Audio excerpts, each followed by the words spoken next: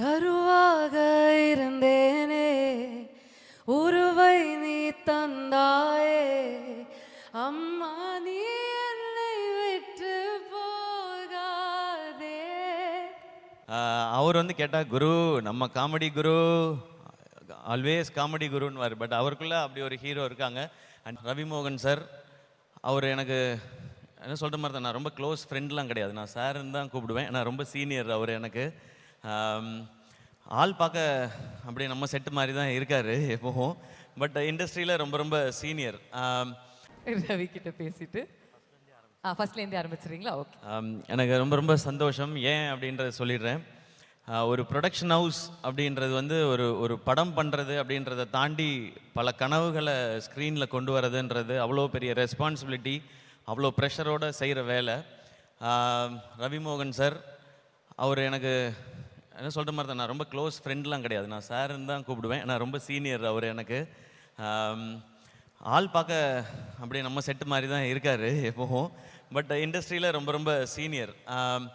அவர் வந்து நான் பராசக்தி பண்ணும்பொழுது தான் அவரோட அதிகமாக நாங்கள் ரெண்டு பேரும் பழகிறதுக்கான வாய்ப்பு. Very sweet. எப்படி நான் இதுக்கு முன்னாடி அவர் நினச்சிருந்தேனோ, ஒரு படங்கள் பார்த்து நம்ம என்ன நினச்சிருந்தோமோ அப்படி தான் இருக்கார் அவர். அண்ட் இந்த ஃபங்க்ஷனுக்கு வரணும் அப்படின்னு சொல்லி கால் பண்ணது, இன்வைட் பண்ணது மட்டும் இல்லாமல் அதை ரிமைண்ட் பண்ணார் நேற்று கூப்பிட்டு, கண்டிப்பாக வந்துடணும் ப்ரோ நீங்கள் அப்படின்னு சொன்னார். நான் கண்டிப்பாக வரேன் சார் அப்படின்னு சொல்லிட்டு வந்தேன் நான். அண்ட் நீங்கள் வந்து பார்க்கும்பொழுது அவருக்கு உள்ளே இருக்கிற அவ்வளோ கனவு, பேஷன் அத்தனைக்கும் வடிவம் கொடுக்குற, எல்லாமே செய்யணும்னு நினைக்கிறாரு. ஒரு நடிகராக, ஒரு தயாரிப்பு நிறுவனத்தில் அவர் நடிகராக பண்ணுற ப்ரோ கோட், அது வந்து அண்ட் ஒவ்வொன்றும் ஒவ்வொரு ஜானர்ஸில் இருக்குது.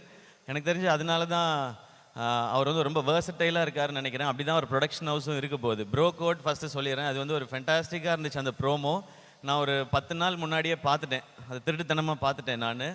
கார்த்திக் யோகி காம்ஷாப்பில். கார்த்திக் யோகி ப்ரோ உங்களுக்கும் வாழ்த்துக்கள், படத்தில் நடிக்கிற எல்லாருக்கும் வாழ்த்துக்கள். ரொம்ப என்டர்டெய்னிங்காக இருந்தது, எனக்கு அது ரொம்ப பிடிச்ச ஜானர் அது. கார்த்திக் யோகிட்ட பார்த்தோன்னு கேட்டேன், ப்ரோமோ சூப்பராக இருக்குது அப்படின்னு ஃபஸ்ட்டு சொல்லுவேன் நான் எதிர்பார்த்தாரு. ப்ரோமோ சூப்பராக இருக்குன்னு சொல்லிட்டு ஃபஸ்ட் ஹாஃப் காமிச்சிட்டிங்க, செகண்ட் ஹாஃப் எப்போ காட்டுவீங்க அப்படின்னு கேட்டேன் நான். அவ்வளோ ஃபன் இதுலேயே இருந்துச்சு. அண்ட் அந்த ஃபிலிம் டெஃபினட்டாக ஒரு என்டர்டெய்னிங் ஃபிலிமாக இருக்கும், ஷுவர் சக்ஸஸாக இருக்கும். டைட்டிலே சூப்பர், ப்ரோ கோட்னும் போதே அதுக்கு தேவையான அனைத்தும் வந்துருச்சு. ஸோ ரவிமோகன் ஸ்டுடியோஸில் நீங்கள் ஆக்டராக பண்ணுற அந்த ஃபிலிம்க்கு என்னுடைய விஷஸ் சார். அடுத்து யோகி பாபு, அவரை பற்றி சொல்லவே வேணாம் நமக்கு. அவர் வந்து தன்னை ஒரு காமெடினா அவர் லிமிட் பண்ணிக்கிட்டதே கிடையாது, ஒரு அமேசிங்கான பெர்ஃபார்மர். அவரை பார்க்குற எல்லாருக்குமே அது பிடிக்கும். அவருக்கு ஏற்ற டைட்டில் ஒரு ஆர்டினரி மேனோட எக்ஸ்ட்ராடினரி ஜேர்னி தான் இந்த படமாக இருக்குன்றது எனக்கு தெரியுது. அதை பார்க்கும்போது அதுக்கு பர்ஃபெக்டான ஒரு ஹீரோ. அவர் வந்து கேட்டால் குரு நம்ம காமெடி குரு ஆல்வேஸ் காமெடி குருன்னு. பட் அவருக்குள்ளே அப்படி ஒரு ஹீரோ இருக்காங்க. அண்ட் டிரெக்டராக நீங்கள் எடுத்துக்கிற அந்த ஸ்டெப்புக்கு, ஏன்னா ஒரு ஹீரோ டைரக்டர் ஆகணும்னு நினைக்கிறதே வந்து ரொம்ப ஒரு பெரிய ஒரு சாய்ஸ், அது பெரிய டெசிஷன் அது. அவர் சின்ன வயசுலேருந்து சினிமாவை பார்க்குறதுனால இந்த முடிவை அவரால் கான்ஃபிடென்ட்டாக எடுக்க முடியுது. எல்லாருக்கும் ஆசை வரும், நம்மளும் டைரக்ட் பண்ணலாமே அப்படின்னா. ஆனால் அது சாதாரண வேலை இல்லை, எல்லா கிராஃப்டையும் தெரிஞ்சு அதை கண்ட்ரோல் பண்ணி, ஏன்னா ஒரு கதை எழுதிட்டா மட்டும் டைரக்டர் ஆகிட முடியாது, அந்த ஃபிலிம் மேக்கிங் அப்படின்றது மொத்தமாக தெரியணும். அது இந்த டைட்டிலில் ப்ரோமோவில் அவரோட டேஸ்ட்டில் தெரியுது, அந்த ஃபிலிம் ஸ்பெஷலாக இருக்கும் ஒரு டைரக்டராக. அண்ட் அதுக்கும் என்னுடைய வாழ்த்துக்கள். ஏன்னா வெரி ஃபியூ ஆக்டர்ஸ்க்கு வந்து டைரக்டர் ஆகிற குவாலிட்டி இருக்கும். அது எனக்கு தெரிஞ்சு ரவி சாருக்கு இருக்குது, கார்த்திக் சாருக்கு இருக்குதுன்னு நினைக்கிறேன். ஏன்னா அவங்களாம் நிறைய ஒர்க் பண்ணுறோம். உங்களுக்கும் ஆசை இருக்குன்னு தெரியும் சார். அடுத்து நீங்கள் இப்போ பண்ணுவீங்க நீங்கள். அண்ட் அடுத்த ஜென்ரேஷனில் செட்டில் நான் டைரக்டர் ஆகிற குவாலிட்டி இருக்குது பார்க்குறது நான் மணிகண்டன் பார்க்குறேன். நான் அவர் சீக்கிரம் டைரக்டர் ஆகிடுவான்ற நம்பிக்கை எனக்கு இருக்குது, ஆகணுன்ற ஆசையும் எனக்கு இருக்குது. இந்த மாதிரி ஆக்டர்ஸ் டைரக்டர் ஆகும்போது நமக்கு ஒரு ஸ்பெஷல், இது நம்மளால் முடியாத நம்ம ஆட்கள் பண்ணுறாங்க அப்படின்றது. அண்ட் அடுத்து இந்த ஃபிலிம் காக்கி ஸ்குவாட், நல்ல டீசர், ரொம்ப ப்ராமிசிங்கான ஒரு டீசர். அண்ட் கண்ணா ரவி அவரோட மண்டேலா, குருதி ஆட்டம் அண்ட் இப்போது கூலி வரைக்கும் அவருடைய பெர்ஃபார்மன்ஸ் நான் பார்த்து ரசிச்சிட்டே இருக்கேன். அதில் ஒரு என்னமோ ஒரு ஈர்ப்பு இருக்கும் அவர் பெர்ஃபார்ம் பண்ணும்போது. மண்டேலால் நான் ரொம்ப ரொம்ப ரசித்தேன். இந்த படத்துலேயும் அந்த இன்டென்சிட்டி இருக்குது. அண்ட் படத்தோட டைரக்டர் சக்தி, அவரும் எனக்கு தெரியும், ஏற்கனவே 3 படம் எடுத்திருக்காரு. அவர் எக்ஸிக்யூட்டிவ் ப்ரொடியூசராக ஒர்க் பண்ணுறாரு, படமும் டைரக்ட் பண்ணுறாரு. எந்த டைமில் இது ரெண்டையும் பேலன்ஸ் பண்ணி பண்ணுறான்னு தெரியல. அண்ட் இந்த என்டையர் காக்கி ஸ்குவாட் டீமுக்கும் என்னோடய விஷஸ். இதை ப்ரெசென்ட் பண்ணுறது இன்னும் ஒரு சூப்பர் இனிஷியேட்டிவ். இப்போ இன்னொரு ஸ்டூடியோ பேக் பண்ணுறதுக்கு வந்துருச்சு. ஸோ எங்கே வேணாலும் வைல்டாக ஒரு கண்டென்ட் திங்க் பண்ணலாம். நான் அப்படி சில படங்களை நான் ப்ரெசென்ட் பண்ணிகிட்டு இருக்கேன். இந்த மாதிரி இன்னும் எனக்கு தெரிஞ்ச எல்லா ஹீரோஸும் சேர்ந்து ஒரு 10-15 ஸ்டூடியோ ஆரம்பிச்சிட்டா, இதை ப்ரெசென்ட் மட்டுமே பண்ணால் நிறைய நல்ல கண்டென்ட்டுக்கு எங்கள் மேலே படுற வெளிச்சம் அதன் மேலே பட்டால் நாங்கள் இவ்வளோ நாள் மக்கள் எங்களுக்கு கொடுத்த அந்த இடத்த சரியாக பயன்படுத்திக்கிறோன்ற அந்த ஃபீல் இருக்கும். அதை ரவி சார் இந்த படத்தில் பண்ணுறார். ஸோ இந்த 3 படங்களும் சிறப்பாக பெரிய சக்ஸஸ் ஆகட்டும்.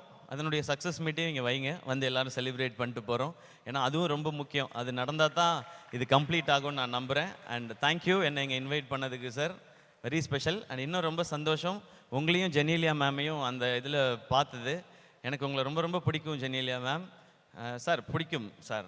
Ritesh sir, I like sir, don't mistake sir. Sir you have to like sir. And அந்த படம் ரொம்ப ஸ்பெஷல். நான் காலேஜ் படிக்கும்போது 2-3 தடவை அந்த படத்தை பார்த்துருக்கேன் நான். ஸோ அதை இந்த ஸ்டேஜில் பார்த்ததும் ஒரு நல்லா இருந்துச்சு. அது ஒரு நாஸ்டால்ஜிக் ஃபீலாக இருந்தது. அண்ட் நீங்கள் 2 பேரும் திரும்ப சேர்ந்து ஒரு படம் பண்ணோம் ரவி சார், சீக்கிரம். அண்ட் ரொம்ப சந்தோஷம். அண்ட் இந்த டீம் இதுக்கு பின்னாடி ஒர்க் பண்ணிகிட்டு இருக்க அத்தனை பேருக்கும், ஐ திங்க் ஷாம் இங்கே இருக்கான்னு நினைக்கிறேன். ஷாமுக்கு எல்லாருக்கும் என்னுடைய பெஸ்ட் விஷஸ். ஷாம் வந்து என் கூட அதீத் இதில் ஒர்க் பண்ணவன். சாரி அவன் சொல்கிறேன், அவர் வந்து சிஓஓவாக இருக்கார்ல sir. Sir COO Sham sir, உங்களுக்கு என்னுடைய பெஸ்ட் விஷஸ் சார்.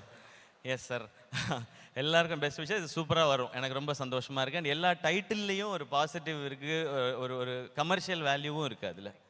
அண்ட் காசு ரொம்ப ரொம்ப முக்கியம் ப்ரொடியூசருக்கு, அது நிறையவே கிடைக்கணும், அதுதான் என்னுடைய ஆசை. இல்ல அந்த கடைசி விஷயம் சொல்லும்போது மட்டும் எப்படி சொல்றீங்க பாத்தீங்களா, எவ்வளவு ஃபீல் பண்ணிட்டு சொல்றீங்க. ஒரு அனுபவம் வலி வேதனை நிறைய இருக்குது. ஆனாலும் இந்த மாதிரி ஸ்டுடியோஸ், இந்த ப்ரொடக்ஷன் தர்ற சந்தோஷம் எனக்கு நான் நடிக்கிற படம் எதுவுமே எனக்கு தரதில்லை. ஏன்னா ப்ரொடக்ஷனில் கிடைக்கிற லிபர்ட்டியும் அதில் நம்ம கற்றுக்கிறதும் 100% நான் நடிக்கிற படத்தில் எனக்கு கிடைக்கிறதே இல்லை. நான் இப்போ கூட நெக்ஸ்ட் ஒரு ஃபிலிம் ஒன்று ப்ரொடியூஸ் பண்ணியிருக்கேன். அந்த படத்தை எடிட் பண்ணி அவுட் பார்க்கும்போது அன்றைக்கி நைட்டில் எனக்கு தூக்கமே வரல. அதுதான் எனக்கு தெரிஞ்சு ஒரு அம்மாவுக்கு இருக்கிற ஃபீல் வந்து கிட்டத்தட்ட அது ப்ரொடியூஸ் பண்ணி ஒரு ப்ராடக்டை வந்து நல்ல ப்ராடக்டை எடுத்து பார்க்கும்பொழுது அந்த ஃபீல் அது டெஃபினட்டாக இருக்குது. அது நிறைய பேர் சொல்லி கேட்டிருக்கேன், அதை நான் அனுபவிச்சதுனால சொல்கிறேன். ப்ரொடக்ஷன் சூப்பர், அதை இன்னும் நிறையா பண்ணணும். இங்கே எல்லாம் பயமுறுத்தி வச்சுருக்குறாங்க. ரவி சார் உங்களுக்கு முன்னாடி நான் ப்ரொடக்ஷன் ஆரம்பித்ததுனால அதில் மட்டும் நான் கொஞ்சம் சீனியர். நீ எனிதிங் என்ன நீங்கள் கேட்கலாம், என்னுடைய அனுபவங்களே நீங்கள் பகிர்ந்துக்கலாம். உங்கள்கிட்ட இருக்க மற்ற அனுபவத்தை நான் பகிர்ந்துக்கிறேன் சார். ப்ரோ கோட், இந்த ப்ரோ கோட் ஓகே. பராசக்தி செட்டில் இந்த ப்ரோ கோட் எப்படி இருந்துச்சு அப்படி? பராசக்தி செட்ல நல்லா ஜாலியா பேசிட்டு இருப்போம். அது எப்படி ஜாலியா பேசிட்டு இருப்பீங்க? ஹீரோ ஆன்டி ஹீரோ வில்லத்தனமான ஒரு ரோல் வேற எழுதி இருக்காங்க சுதா மேம் அப்படி. அது ஆக்ஷன் சொன்ன அப்புறம் தானே, அதுக்காக 2 பேரும் அடிச்சுக்கிட்டே வரக்க முடியும். நீ லஞ்சுக்கு போறியா, நானும் லஞ்சுக்கு போவேன், நீ பிரியாணி சாப்பிட்றியா, நான் பரோட்டா சாப்பிட்றேன், அப்படி பண்ண முடியாது இல்லை. ஸோ அதனால அது அந்த டேக் வரும்போது 2 பேரும் முறைச்சிக்கணும். But how was the experience Siva இவரோட நடிக்கிறது? ஃபர்ஸ்ட் டே மட்டும் எனக்கு கொஞ்சம் வித்தியாசமாக இருந்தது. ஏன்னா அவரை நான் இது வரைக்கும் பார்த்ததெல்லாம் கண்ணு முன்னாடி வந்து போகும் இல்லையா, அவருடைய படங்கள் எல்லாம் நம்ம பார்த்தது. ஸோ அவருக்கு ஆப்போசிட்டாக நம்ம நடிக்கிறோம் போது அது ஒரு ஸ்பெஷல் ஃபீல் தான் அது. பட் போக போக செட் ஆகிட்டோம். எங்களுடைய ரோல் ரொம்ப ஜாலியாலாம் இருக்க முடியாதுங்க. ஏன்னா சுதா மேம் அந்த மாதிரி உங்களுக்கே தெரியும். அது நான் பராசக்தி வரும்போது சொல்கிறதுக்கு நிறையா இருக்குது, அப்போ சொல்கிறேன். தேங்க்யூ சிவா இங்கே வந்ததுக்கு, உங்களுடைய விஷயத்தை தெரிவித்ததுக்கு.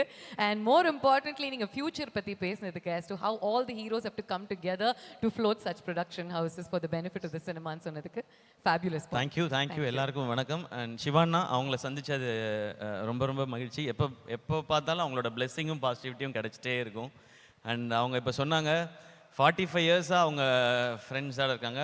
அவங்களும் சினிமாவில் இருக்காங்களா சார்? அதனால தான் சார் 45 இயர்ஸ் ஃப்ரெண்ட்ஸாக இருக்கீங்க. Great sir. ரொம்ப சந்தோஷம் சார் உங்களை இங்கே சந்திச்சதும்.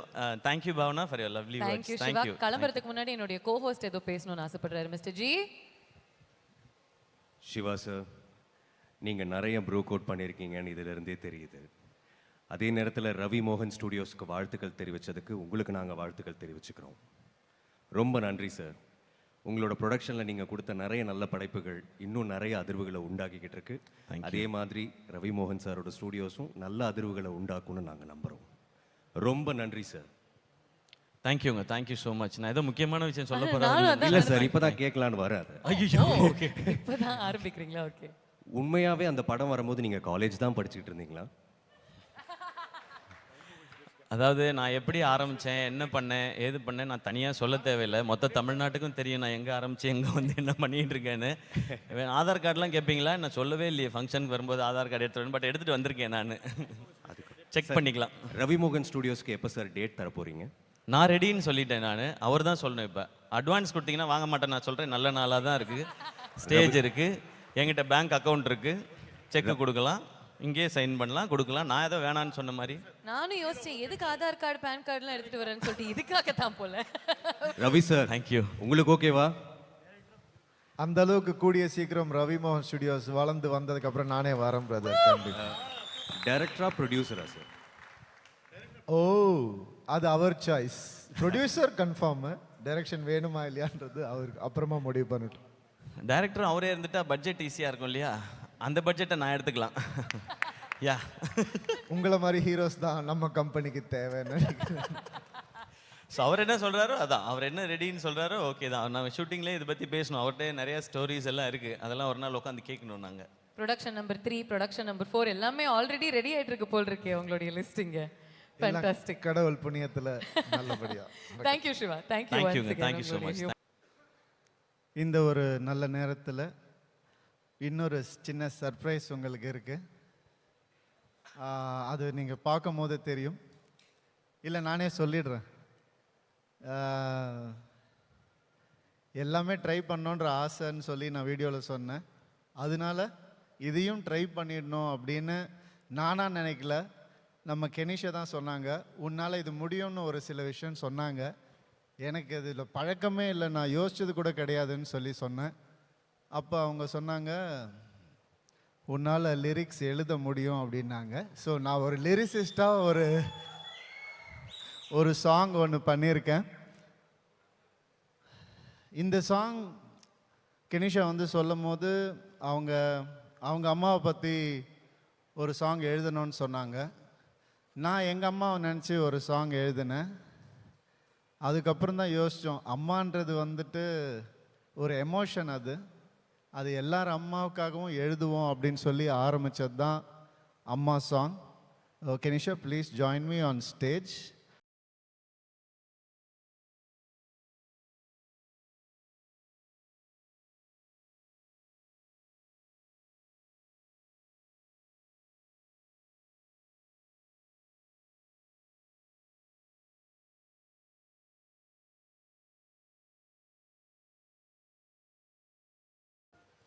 ஸோ என்ன ஒரு லிரிசிஸ்ட் ஆக்குனது இவங்க தான் இப்போதைக்கு. ரொம்ப ஒரு அழகான ஒரு சாங், உங்கள் எல்லாருக்கும் பிடிக்கும் நம்புகிறேன். ஒரு 2 வார்த்தை நீங்கள் பாடினீங்கன்னா நல்லாயிருக்கும். நான் ஆரம்பிக்கட்டுமா? சரணமா, பல்லவியா, என்ன வேணும்? விச்சன். So உங்களுடைய வார்த்தைகளுக்கு இவங்க உயிர் கொடுத்திருக்காங்க. She has sung the song. And அவங்க composed the music. Yeah, she has composed the music and she has sung the song. Okay. அம்மா உடைய பையனுடைய குழந்தையுடைய, நான் பையன்றதுனால அப்படி சொல்லிட்டு அம்மா பார்த்த உடனே, ஒரு குழந்தையினுடைய ஒரு உறவு எங்கே ஆரம்பிக்குதுன்னா கருவிலிருந்து ஆரம்பிக்குது. அந்த லிரிக்கை எடுத்துட்டு, கருவாக இருந்தேனே உருவை நீ தந்தாயே அப்படின்ற லிரிக் நான் எழுதினேன். நீங்கள் பாடினா நல்லாயிருக்கும். கருவாக இருந்தேனே உருவை நீ தந்தாயே, அம்மா நீ என்னை விட்டு போகாதே. சரணத்துல ஒரு 4 வரி நீங்க சரணத்துல ரொம்ப 2 அழகா வரி. இருந்துச்சு அது. என் வானம் நீயே உன் மேகம் நானே, என் சாமி நீயே உன் கோயில் நானே அப்படின்ற லிரிக்ஸை கொஞ்சம் பாடினீங்கன்னா. என் வானம் நீயே உன் மேகம் நானே, என் சாமி நீயே உன் கோவில் நானே. Beautiful beautiful. அழகான இந்த ஒரு பாட்டினுடைய சின்ன டீசர் நம்ம கேட்டோம். இந்த மேஜிக்கல் மூமெண்ட்டை நம்ம திரையில இன்னும் பார்த்து ரசிக்கலாம்.